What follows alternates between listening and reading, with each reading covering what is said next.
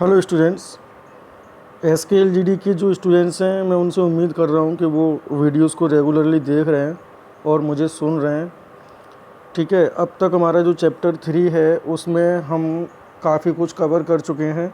Economic reforms के नाम से ये चैप्टर है, जिसमें हमने प्राइवेटाइजेशन, लिबरलाइजेशन, ग्लोबलाइजेशन, आउटसोर्सिंग, ये सारे टॉपिक्स अब तक कवर कर चुके हैं।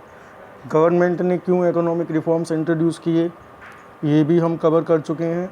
आज के इस वीडियो में हम बात करने वाले हैं performance of Indian economy during economic reforms. Economic reforms के दौरान इंडियन इकोनॉमी ने कैसा परफॉर्म किया, क्या रिजल्ट्स इंडिया की इकोनॉमी में आए। ठीक है, तो सबसे पहली बात हम करेंगे एग्रीकल्चर की।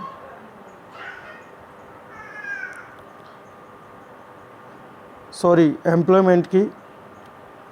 एक टेबल आपको दिखाई दे रही है जिसमें जीडीपी की ग्रोथ के बारे में यहाँ पर बताया हुआ है। एक परसेंटेज ग्रोथ का टेबल दे रखा है। इसका एक स्क्रीनशॉट आप लोग ले लो और उसको एनालाइज कर लो। ठीक है, कि एग्रीकल्चर का ग्रोथ किस हिसाब से हुआ। 5 ये 82, 91, 1992, 2001। ठीक है, इस तरह से ईयर बाय ईयर, कोई 5 साल का, कोई 10 साल का, इस तरह से डेटा दे रखा है। एम्प्लॉयमेंट की बात करते हैं। एम्प्लॉयमेंट पर क्या इसका प्रभाव पड़ा, एम्प्लॉयमेंट की क्या ग्रोथ हुई।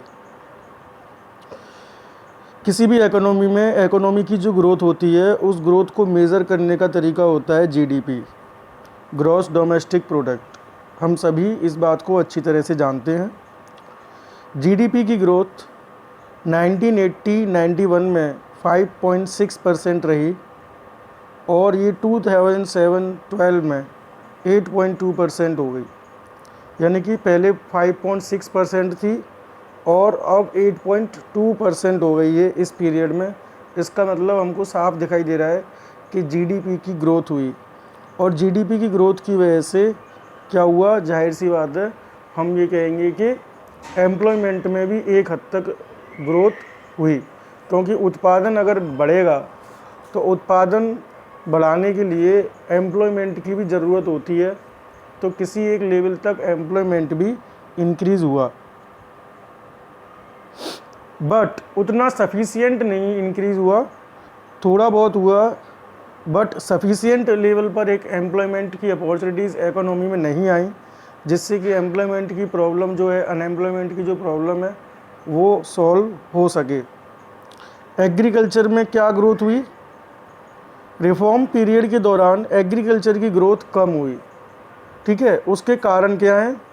सबसे पहले जो सरकारी इन्वेस्टमेंट होता है, जो सरकार का खर्चा होता है, वो एग्रीकल्चर सेक्टर में कम हुआ। इंफ्रास्ट्रक्चर में ख़ास तौर से इंफ्रास्ट्रक्चर जैसे सिंचाई की सुविधाएं, इरिगेशन फैसिलिटीज़ में गवर्नमेंट का खर्चा कम होने लगा रिफॉर्म्स पीरियड के दौरान। बिजली में, सड़कों में, इन सब चीज़ों में रिफॉर्म पीरियड के दौरान जो गवर्नमेंट का जो खर्चा है, इन्वेस्टमेंट है, वो कम हुआ। इससे पहले जो फर्टिलाइज़र पर सब्सिडी मिलती थी, जो छूट मिलती थी, सरकार देती थी, उस छूट को भी सरकार ने ख़त्म कर दिया था, हटा दिया था, जिसकी वजह से उत्पादन की जो कॉस्ट होती थी वो थोड़ी बढ़ गई, जिससे कि छोटे छोटे किसानों पर बहुत ज़्यादा इफ़ेक्ट पड़ा। इंटरनेशनल कंपटीशन बढ़ गया। एग्रीकल्चर सेक्टर में कई प्रकार के पॉलिसी में बदलाव किए गए, जैसे इंपोर्ट ड्यूटीज़ में रिडक्शन हुआ। यानी कि किसी दूसरी कंट्री से अगर आपको कुछ ख़रीदना है तो वो वहाँ से ख़रीदने के लिए जो टैक्स लग रहा है, जो ड्यूटी लग रही है, उसको सरकार ने कम कर दिया था। जैसा कि हमने पढ़ा था कि ट्रेड एंड इन्वेस्टमेंट पॉलिसी की जो रिफॉर्म्स थे, हमने लिबरलाइजेशन में पढ़ा था कि इंपोर्ट ड्यूटी को और एक्सपोर्ट ड्यूटी को सरकार ने हटा दिया था, कम कर दिया था। किस पर, एग्रीकल्चरल प्रोडक्ट पर। मिनिमम सपोर्ट प्राइस का जो फंडा था वो भी ख़त्म हो गया था। मिनिमम सपोर्ट प्राइस का मतलब ये होता था कि सरकार किसान को ये विश्वास दिलाती थी, एक कम से कम प्राइस फिक्स कर देती थी कि इतने प्राइस में गवर्नमेंट उनसे ख़रीद लेगी। ठीक है, और क्वांटिटेटिव रिस्ट्रिक्शंस, यानी पहले जो क्वांटिटेटिव रिस्ट्रिक्शंस लगा रखे थे कि ये आप इतने से ज़्यादा प्रोडक्ट नहीं खरीद सकते क्वांटिटी में, उसको भी हटा दिया। तो इन सब की वजहों से भारतीय किसानों पर नेगेटिव इम्पैक्ट पड़ा, क्योंकि इसकी वजह से उनको इंटरनेशनल कंपटीशन को फेस करना पड़ा। क्योंकि इंपोर्ट ड्यूटी कम होने से, क्वांटिटेटिव रिस्ट्रिक्शंस कम होने से क्या हुआ, फॉरेन प्रोडक्ट्स मार्केट में आने लगे, जिसकी वजह से इंटरनेशनल कंपटीशन छोटे छोटे किसानों को, इंडियन फार्मर्स को उनके सामने आया और उनको इससे काफ़ी ज़्यादा दिक्कत हुई।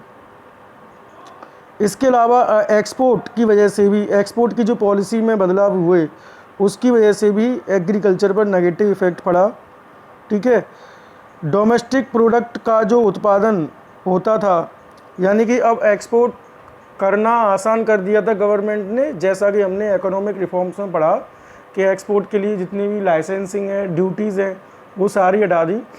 तो एक्सपोर्ट करना आसान हुआ, जिसकी वजह से जो इंडिया में जो उत्पादन होने लगा वो फूड ग्रेन्स को छोड़कर ऐसी फसलों का उत्पादन होने लगा जिन पर उनको उनसे ज़्यादा प्रॉफिट मिले, ज़्यादा वो एक्सपोर्ट कर सकें, जिसकी वजह से इकोनॉमी में क्या हुआ, फूड ग्रेन की प्रोडक्शन जो है वो कम हो गया और पहले से कम हो गया, और उसकी वजह से फूड ग्रेन के जो प्राइसेस हैं वो भी बढ़ गए। ठीक है, तो ये हमने एग्रीकल्चर पे देखा कि एग्रीकल्चर की क्या कंडीशन हुई इकोनॉमिक रिफॉर्म्स के दौरान। नाउ इंडस्ट्रियल ग्रोथ पर क्या प्रभाव पड़ा। ऑटो पार्ट्स और engineering goods, information technology, software, textiles, ये सब की एक्सपोर्ट रिफॉर्म पीरियड के दौरान अच्छी खासी बढ़ी। बट फिर भी इंडस्ट्रियल ग्रोथ में स्लो डाउन देखा गया, यानी मंदा देखा गया। उसके रीजंस क्या हैं? उसके रीजन ये हैं कि इंडस्ट्रियल प्रोडक्ट की डिमांड कम आने लगी। ठीक है, और उसका रीज़न था cheaper imports and lower investment. Cheaper imports का मतलब, जब इंपोर्ट करना सस्ता हो गया तो जो प्रोडक्ट्स की डिमांड इंडिया में आनी थी वो प्रोडक्ट अब फॉरेन कंट्री से आ रहा है, क्योंकि इंपोर्ट करना सस्ता हो गया। ठीक है, और ग्लोबलाइजेशन में हमने पढ़ा था कि हम आसानी से इंपोर्ट एक्सपोर्ट कर सकते हैं, है ना, किसी भी कंट्री से। तो सस्ता इंपोर्ट की वजह से जो डोमेस्टिक गुड्स हैं, जो गुड्स हमारी इंडिया में प्रोड्यूस हो रहे हैं, उनकी डिमांड कम हो गई। ठीक है, जो डोमेस्टिक मैन्युफैक्चरर्स थे, जो इंडिया के मैन्युफैक्चरर्स थे, उनके सामने एक कंपटीशन बहुत ज़्यादा टफ हो गया। जो इंपोर्टिंग प्रोडक्ट्स आ रहे हैं दूसरी कंट्री से, वो अच्छी क्वालिटी के, अच्छी टेक्नोलॉजी के और चीपर। ठीक है, ये सब होने की वजह से ना इंडिया के जो मैन्युफैक्चरर्स थे उनको अच्छा खासा कंपटीशन उनके सामने आया, जिसकी वजह से डोमेस्टिक इंडस्ट्रीज़ यानी लोकल इंडस्ट्रीज़ पर नेगेटिव इफ़ेक्ट पड़ा। और यहाँ की डोमेस्टिक इंडस्ट्रीज़ पर नेगेटिव इफ़ेक्ट पड़ने की वजह से रोज़गार के अवसर, एम्प्लॉयमेंट अपॉर्चुनिटीज़ भी, वहाँ पर भी नेगेटिव इफ़ेक्ट पड़ा। ठीक है, वहाँ पे भी एम्प्लॉयमेंट की अपॉर्चुनिटीज़ कम हो गई। सीधी सी बात है, जब मेरा बिज़नेस कम हो जाएगा या मेरा बिज़नेस बंद हो जाएगा तो मेरे यहाँ जो भी वर्कर्स हैं, मेरे यहाँ जो भी एम्प्लॉयज़ हैं, वो किसी ना किसी से उसको मैं कम करूँगा, उस प्रेशर को कम करूँगा, जिससे कि क्या होगा, बेरोज़गारी जो है वो फैलेगी। इंफ्रास्ट्रक्चर की फैसिलिटीज़ जैसे बिजली की सप्लाई, है ना, वो उतनी ही थी, क्योंकि इसमें अभी कोई भी ग्रोथ नहीं हुई थी, इसमें सरकारी कोई इन्वेस्टमेंट नहीं हुआ था। पावर जनरेशन में कोई इतना बड़ा स्टेप नहीं लिया गया था कि एडिक्वेट सप्लाई जो मिले इलेक्ट्रिसिटी की। तो इंडस्ट्री पर इसकी वजह से भी एक नेगेटिव इफेक्ट था कि इंडिया में पावर सप्लाई कम थी। अगली जो चीज़ है इसमें नेगेटिव इफेक्ट में, वो ये है कि डेवलप्ड कंट्रीज़ की मार्केट में हमारी पहुंच नहीं थी। डेवलप्ड कंट्री जैसे अमेरिका ले लो, चाइना ले लो, ठीक है, तो यहाँ की जो कंट्रीज़, ये जो कंट्रीज़ थी, यूएसए हुआ, चाइना हुआ, इन्होंने क्या रखा था, इन्होंने रिस्ट्रिक्शंस लगा रखे थे। रिस्ट्रिक्शंस यानी कोटा रिस्ट्रिक्शन का मतलब कि एक लिमिट सेट कर रखी थी कि आप इंडिया से इतने से ज़्यादा आप प्रोडक्ट नहीं खरीद सकते। एक क्वांटिटी उन्होंने सेट कर रखी थी। भले ही टेक्सटाइल पर या किसी और चीज़ पर इंडिया ने रिस्ट्रिक्शंस हटा दिए, सारे रिस्ट्रिक्शन हटा दिए कि आप जितना चाहे बेच सकते हो, लेकिन हम मन पे आए जितना तभी बेच सकते हैं जब सामने वाली कंट्री भी हमसे उतना ही खरीदना चाहती हो, है ना। तो दूसरी कंट्रीज़ जैसे यूएसए जैसी कंट्रीज़ ने दूसरी तरफ प्रतिबंध लगा रखा था कि इतने से ज़्यादा हम प्रोडक्ट इंडिया से नहीं खरीद सकते हो। तो इसकी वजह से इंडस्ट्री पर नेगेटिव इफेक्ट पड़ा, क्योंकि जो डेवलप्ड कंट्रीज़ थी वहाँ पर हम अपनी जो है पैर नहीं जमा पा रहे थे वहाँ की मार्केट्स में, उतना ज़्यादा हम एक्सपोर्ट नहीं कर पा रहे। सर्विस सेक्टर की ग्रोथ पर क्या प्रभाव पड़ा? इंडस्ट्रियल सेक्टर में तो फ्लक्चुएशन आता रहा, बट सर्विस सेक्टर की ग्रोथ तेज़ी से हुई। इससे ये मालूम चला कि ग्रोथ जो हुई इंडियन इकोनॉमी की, यानी कि वो मेनली सर्विस सेक्टर की वजह से हुई। 2014-15 में सर्विस सेक्टर इस बात का प्रूफ था कि सर्विस सेक्टर में हाईएस्ट ग्रोथ हुई है, और वो हुई है 10.3%। आज भी अगर हम आंकड़े डेटा निकाल के देखें किसी भी कंट्री का, तो शुरू में कंट्रीज़ एग्रीकल्चरल होती थी, उसके बाद में फिर ऐसा मानने लगे कि इंडस्ट्रियल बेस कंट्री में स्ट्रॉन्ग होना चाहिए, तभी वो कंट्री ग्रोथ करेगी, उसकी इकोनॉमी ग्रोथ करेगी।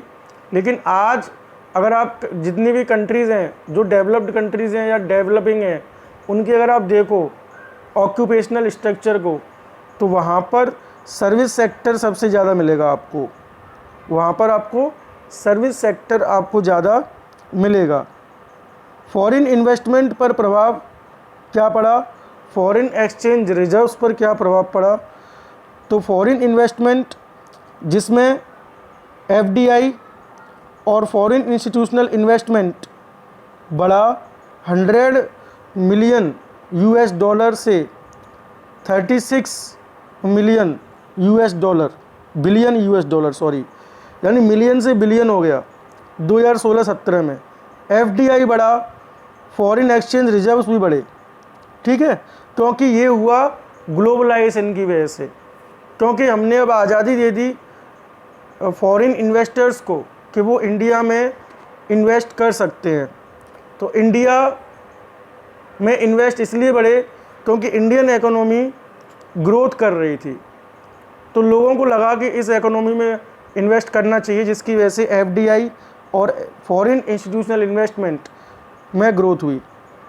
डिसइन्वेस्टमेंट, हर साल गवर्नमेंट टारगेट फिक्स करती है कि पब्लिक सेक्टर अंडरटेकिंग्स, यानी खुद की जो अंडरटेकिंग्स हैं, इंडस्ट्रीज़ हैं, कंपनीज़ हैं, एस्टेब्लिशमेंट हैं, उनका कितना हमको डिसइन्वेस्टमेंट करना है।